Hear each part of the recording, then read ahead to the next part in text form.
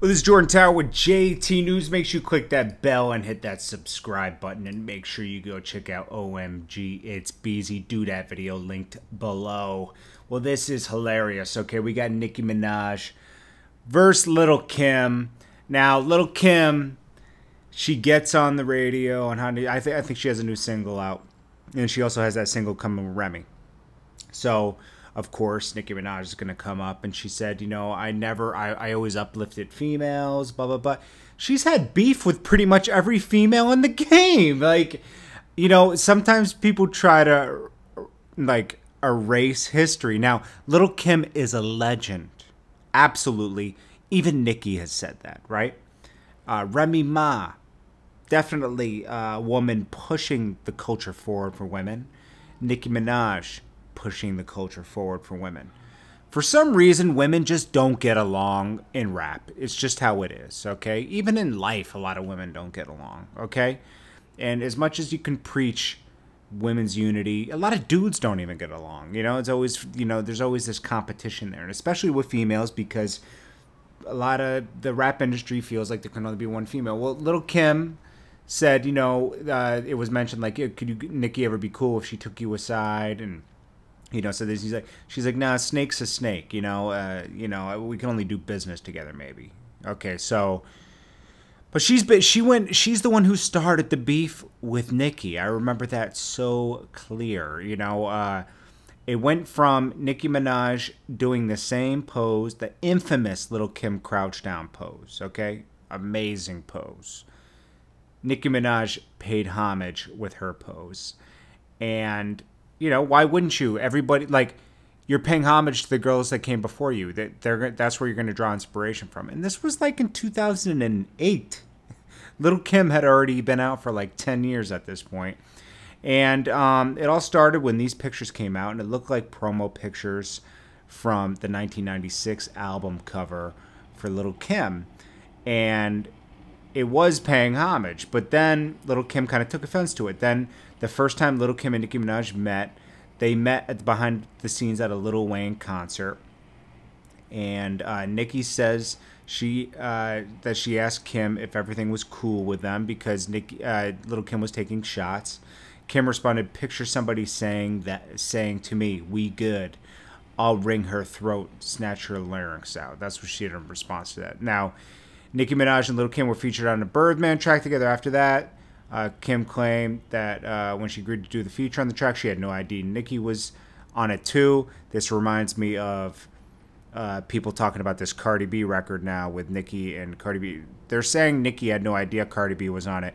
Nicki says differently right now, but you know, it's possible that she didn't know that Cardi B was on it. But who cares? It's a hot, you know, they both went in. You know, Nicki would definitely went in on that record. In spite of that, Kim said she's cool with it, later claiming it would be good for women. However, she took the opportunity to spit like, "Never be another me.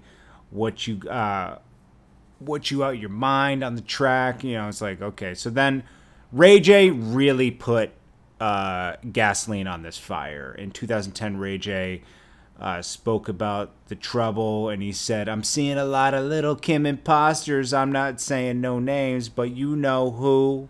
And then Kim embraced her. She said, "We love her. We just want her to pay homage. If you don't pay homage, then F you." Then Drake got got Nicki's back. And after, you know, Drake said, "I don't give a F what Lil Kim or nobody else talking about. You the baddest chick to ever do this shit." And, you know, Drake stuck up for her. And then she said, "That's family." And she laughed. Then Nicki Minaj fired subliminal shots on the Diddy song, which basically, "Did I kill a queen?" And she's talking about Queen Bee. Like, it just got heated. Then Lil Kim openly talks about her Nicki Minaj beef. In 2010, Lil Kim spoke openly about this war, talking to This Is 50. Lil Kim said Nicki had been taking subliminal shots at her and other female rappers. The beef continued when Lil Kim rapped at a Queen's concert and said, "I'd kill that bitch with my old shit. This shit come and go." Remember around this time, Fendi was upset with Nicki because he had signed her over to cash money for a small amount of money, and then she ended up blowing up. So then Nicki Minaj calls Lil Kim. I remember this interview. She called Lil Kim a sore loser, but she also said, I was paying homage to her. And, like, but we can see this kind of happening now. Like, things change. You know, Nicki's been hot for, what, 7 years straight right now. At that point, when Nicki was coming in, Lil Kim had been hot for, like, a decade. Okay? And Kim didn't only have her beef with Nicki. She had a slight beef with Remy. This one was a little more closer to her. And I think she always had a beef with Foxy, too. So Lil Kim isn't a saint that unites everybody. You know, and again, these two are legends, you know. But right now, Nicki's kind of like, she's not on a decline. She hasn't had a record out in enough time. So, you know, people are doubting her. They shouldn't doubt her. You just got to do the math, right? You just got to look at the climate here. She's not putting an album out because her brother has these charges looming. And all her promo will get screwed by this case that's going on with her brother. And what she's doing to stay hot is just staying on features. She's doing great business with it, I think, you know. And I guess we'll have to, you know, wait till she drops an album for her to go into full promo mode. And also, there's this Young Money suit going on. You know, she probably doesn't want to get in the middle of that either. But Nicki said, "You're going up. You're going down in history now as the sore loser, as opposed to going down in history as the queen. Don't play with me." Then Lil Kim dropped Black Friday, and this is when Fendi came into play and really helped Lil Kim go against Nicki Minaj. And she did Black Friday to mock Pink Friday, and Lil Kim dropped Black Friday, and she said, this hood shit, you and Drake ain't built for it. And then she said, Lil Kim wannabe and clone. And then Nicki Minaj had something to say, Lil Kim's record sale. She says Lil Kim tweeted she had sold 113,000 mixtapes on PayPal the first day, which was a lie. And Nicki, and this is what Nicki had to say about that. She said, the devil is a liar. I mean, it definitely was a lie. Nobody's selling that many in one. Like, it's just, nah. Where's the receipts? She would have posted the receipts. We're in the Twitter age at this point, okay?